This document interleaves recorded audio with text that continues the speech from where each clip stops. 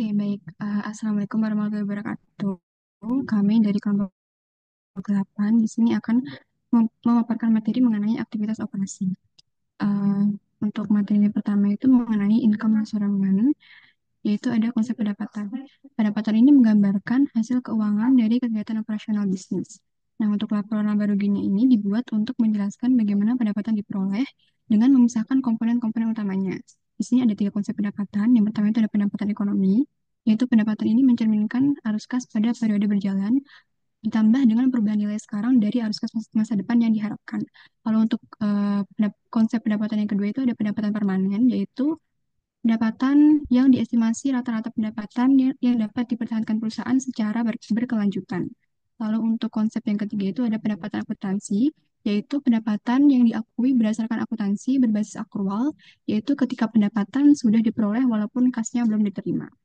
Lalu selanjutnya itu ada mengenai mengukur pendapatan akuntansi. Jadi pendapatan akuntansi ini berasal dari transaksi yang telah direalisasikan atau dapat diukur secara andal. Pendapatan ini tercatat ketika perusahaan telah memberikan barang atau jasa kepada pelanggan dan hak untuk menerima pembayaran telah diperoleh. Jadi bukan hanya soal menerima menerima kas, tapi juga tentang pengakuan hak perusahaan dan perusahaan atas pendapatan tersebut. Lalu selanjutnya ada mengenai klasifikasi dan pengukuran pendapatan alternatif. Jadi pendapatan akuntansi ini terdiri dari tiga komponen.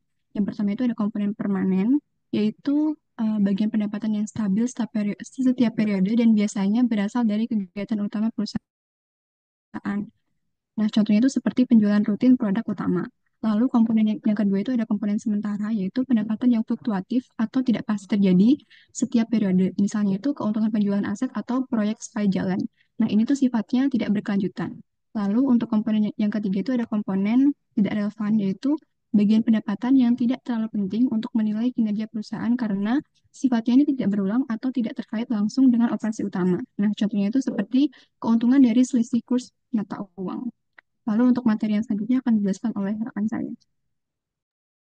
Oke, materi selanjutnya itu non-recurring items, yang dimana pada subbab ini kita tuh menjelaskan tentang beberapa pos-pos keuangan yang jarang terjadi atau cuma sekali-sekali muncul. Jadi itu bukan bagian kegiatan rutin perusahaan.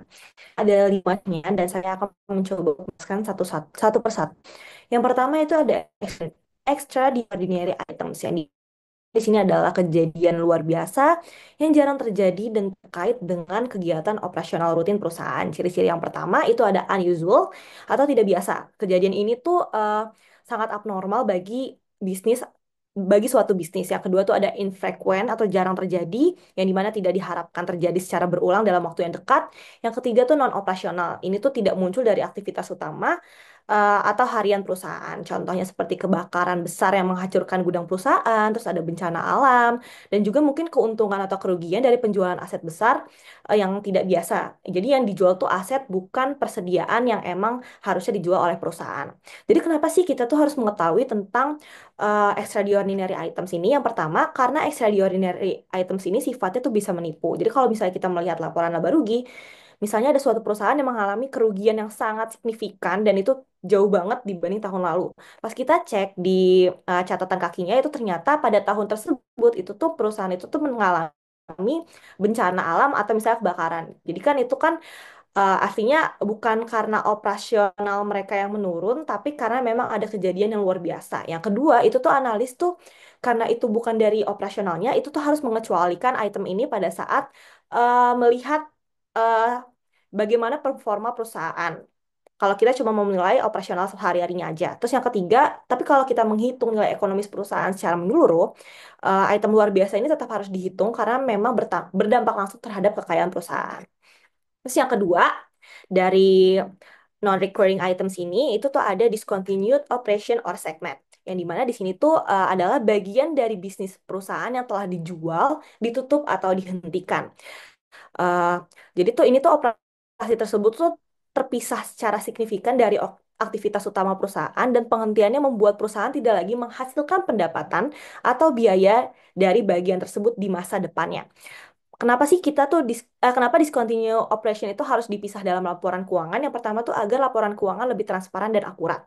Terus menunjukkan kinerja sebenarnya dari operasi yang masih berjalan. Dan yang ketiga tuh memberitahu investor dan pihak lain bahwa bagian tertentu dari bisnis tidak akan mempengaruhi hasil di masa depan. Contoh kasusnya, ini tuh ada misalnya Kmart, itu merupakan perusahaan retail besar di Amerika Serikat, yang dimana dia tuh menjual salah satu anak perusahaannya Builder Square yang bergerak di bidang penjualan perlengkapan rumah dan bangunan. Karena selama beberapa tahun terakhir si Builders Square ini tuh mengalami kerugian operasional yang signifikan akibat terus-terusan merugi si anak perusahaan itu. Kmart tuh memutuskan untuk menghentikan dan menjual Builder Square. Keputusan ini mengklasifikasikan unit tersebut sebagai discontinued jadi di mana Kmart menjual anak perusahaan Builder Square ini itu tuh merupakan salah satu kegiatan dari discontinued operation. Terus yang ketiga ada accounting change. Accounting change terjadi karena suatu perusahaan tuh mengubah metode atau asumsi akuntansi yang digunakan dalam laporan keuangannya. Perubahan ini bisa terjadi karena adanya standar akuntansi yang baru, terus ada penyesuaian terhadap perubahan kondisi bisnis. Terus yang terakhir tuh ada upaya manajer untuk melakukan window dressing atau manipulasi laba. Tapi kegiatan manipulasi laba ini bisa dicegah, bukan bisa dicegah, tapi kayak untuk mencegah manipulasi ini sebenarnya tuh standar akuntansi itu menetapkan bahwa prinsip akuntansi itu tidak boleh diubah-ubah. Jadi kayak kalau udah patternnya seperti itu ya lebih baik seperti itu aja, kecuali ada alasan yang tepat dan alasan yang sangat bisa dibenarkan. Nah, terus ada jenis-jenis dari accounting change. Yang pertama itu ada change in accounting principle, yang dimana ini perubahan prinsip akuntansi. Contohnya itu mengubah metode depresiasi dari garis lurus ke metode dipercepat. Terus yang kedua tuh ada change in accounting estimate, yaitu perubahan estimasi akuntansi. Contohnya mengubah estimasi umur manfaat aset tetap atau nilai residu. Yang ketiga ada change in reporting entity, yang dimana ini perubahan entitas pelaporan, misalnya karena merger atau spin-off. Terus ada correction in error, adanya koreksi terhadap kesalahan pada periode sebelumnya. Terus yang ketiga itu ada restructuring charge, di mana ini adalah biaya yang dikeluarkan perusahaan saat mereka melakukan perubahan besar dalam operasionalnya seperti pemutusan hubungan kerja, terus ada penutupan fasilitas produksi, relokasi karyawan atau aset, terus yang terakhir ada biaya konsolidasi setelah merger. Ini adalah biaya satu kali yang bertujuan untuk mengurangi biaya operasional jangka panjang dan membuat perusahaan lebih efisien. Contohnya jika perusahaan menutup pabrik di suatu negara dan pindah ke negara lain yang lebih murah nih biaya produksinya. Jadi ada biaya pemutusan kerja, penghapusan aset, dan relokasi yang termasuk ke dalam restructuring charge. Terus yang keempat itu ada special items, yang dimana special items ini adalah pos-pos keuangan yang tidak terjadi secara rutin dalam operasional normal perusahaan. Ini termasuk keuntungan atau kerugian besar yang tidak biasa. Misalnya itu penjualan aset, biaya litigasi besar seperti tuntutan hukum, terus keuntungan atau kerugian dari akuisisi, divestasi, dan juga kerugian dari bencana alam. Special items ini sering kali dikecualikan dalam perhitungan laba bersih yang disesuaikan karena dianggap tidak mencerminkan kinerja keuangan normal perusahaan karena ini kan di luar dari kegiatan operasional. Selanjutnya akan dijelaskan oleh teman saya. Oke, untuk materi selanjutnya itu ada pengakuan pendapatan, di mana pengakuan pendapatan merupakan suatu proses yang pengakuan pendapatan yang diperoleh oleh suatu perusahaan dalam suatu periode akuntansi. Nah, berdasarkan prinsip akuntansi, pendapatan itu harus diakui ketika memenuhi beberapa kondisi. Untuk yang pertama, itu ada pendapatan telah diperoleh. Jadi perusahaan yang ini mengakui pendapatan ketika perusahaan telah melakukan kewajibannya untuk memberikan barang atau jasa kepada pelanggan. Dalam hal ini, pendapatan dapat diakui sebagai pendapatan dalam laporan laba rugi karena perusahaan telah memenuhi kewajibannya terhadap pelanggan tersebut. Kemudian kondisi yang kedua, itu ada pendapatan dapat diukur dengan akurat, di mana jumlah pendapatan dapat diukur dengan pasti uh, dan tidak ada ketidakpastian yang signifikan. Dalam hal ini, pendapatan dapat diakui sebagai pendapatan dalam laporan laba rugi karena jumlah pendapatan dapat diukur dengan akurat dan tidak ada ketidakpastian yang signifikan. Kemudian kondisi yang ketiga, ada pendapat diterima dengan pasti, di mana perusahaan ini memiliki keyakinan tinggi bahwa pendapatan yang akan diterima dalam bentuk kas atau aset lainnya. Dalam hal ini, pendapatan diakui sebagai pendapatan dalam laporan laba rugi karena perusahaan memiliki keyakinan tinggi bahwa pendapatan yang akan diterima itu dalam bentuk kas atau aset lainnya. Materi selanjutnya akan dijelaskan oleh teman saya. Nah, materi selanjutnya itu mengenai deferred charge atau beban ditangguhkan. Jadi beban ditangguhkan adalah biaya yang dikeluarkan namun ditangguhkan. Hal ini itu dikarenakan beban tersebut itu diharapkan akan memberikan manfaat pada periode mendatang. Tujuan penangguhan ini untuk pencocokan biaya dengan manfaat yang diharapkan. Nah, jika suatu biaya yang terjadi pada periode saat ini itu memberikan manfaat pada periode mendatang, seperti berkontribusi terhadap pendapatan atau mengurangi biaya, maka perusahaan akan menangguhkan biaya hingga periode mendatang. Contohnya itu seperti biaya penelitian dan pengembangan atau R&D serta pengeluaran untuk perangkat lunak komputer. Nah, selanjutnya akan dijelaskan tentang contoh dari eh, beban ditangguhkan. Yang pertama itu ada biaya penelitian dan pengembangan atau R&D. Perusahaan melakukan kegiatan penelitian, eksplorasi, dan pengembangan untuk mempertahankan produk yang ada. Selain itu, untuk mengembangkan produk dan proses baru. Penelitian sendiri bertujuan untuk menemukan, sementara pengembangan itu lebih berfokus pada penerjemahan hasil penelitian. Biaya R&D itu bahan, peralatan, dan fasilitas untuk proyek R&D yang tidak memiliki penggunaan alternatif. Terus contoh lainnya juga ada gaji dan biaya lainnya dari personal R&D, jasa dari pihak luar, dan alokasi biaya tidak langsung, kecuali biaya umum dan biaya administrasi yang tidak terkait langsung.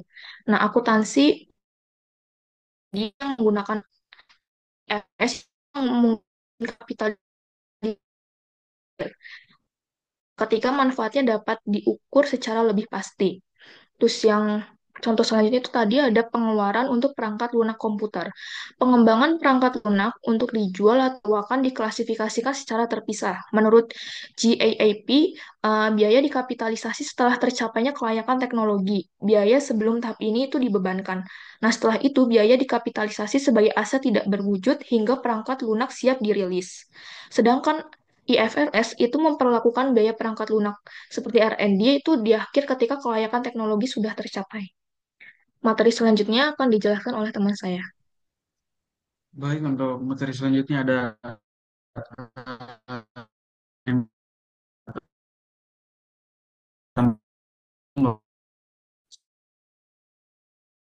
yang diberikan perusahaan dasar. Ini program pensiun, asuransi kesehatan, tunjangan hari tua, program kesehatan karyawan, hingga kompensasi berbasis saham.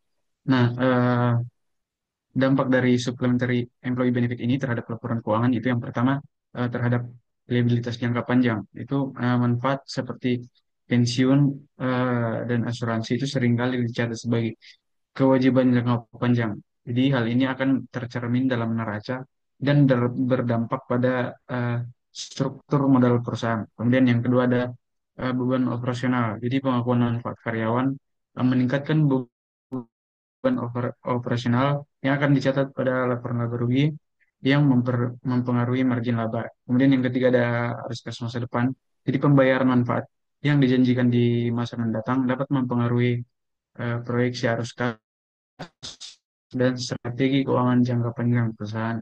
Kemudian yang keempat ada kepatuhan terhadap PSAK atau IFRS. Jadi pengungkapan dan pengakuan manfaat tambahan itu diatur dalam standar akuntansi seperti PSAK 24 tentang imbalan kerja atau IAS 19 yang menuntut perusahaan menyajikan informasi secara transparan dan relevan. Baik, untuk materi selanjutnya akan diberikan oleh teman saya.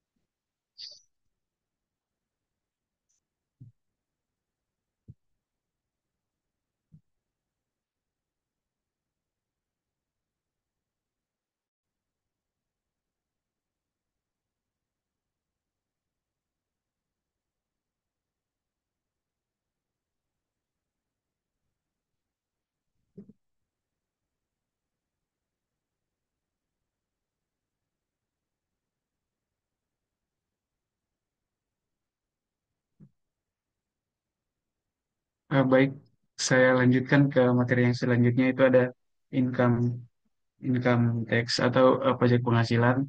Itu adalah kewajiban perusahaan kepada pemerintah yang timbul dari laba yang diperoleh selama satu periode akuntansi dalam analisis laporan keuangan. Pajak penghasilan itu memegang peran penting karena mempengaruhi arus kas, profitabilitas, serta perencanaan pajak perusahaan. Nah, pentingnya pajak penghasilan dalam analisis keuangan itu yang pertama menilai profitabilitas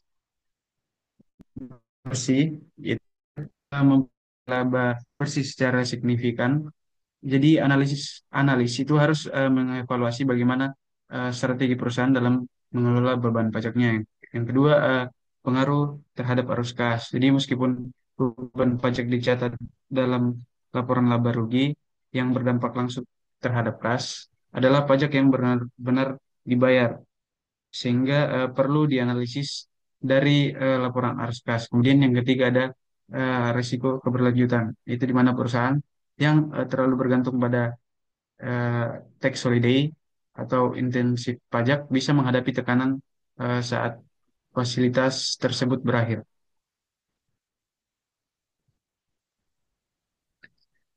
Sekian presentasi dari kelompok 8, kurang lebihnya mohon maaf. Wassalamualaikum warahmatullahi wabarakatuh.